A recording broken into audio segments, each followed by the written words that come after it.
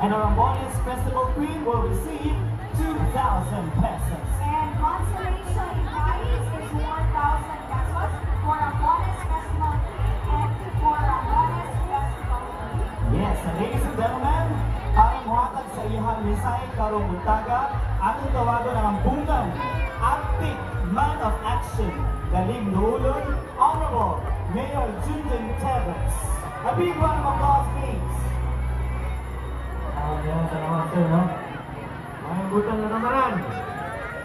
May vista.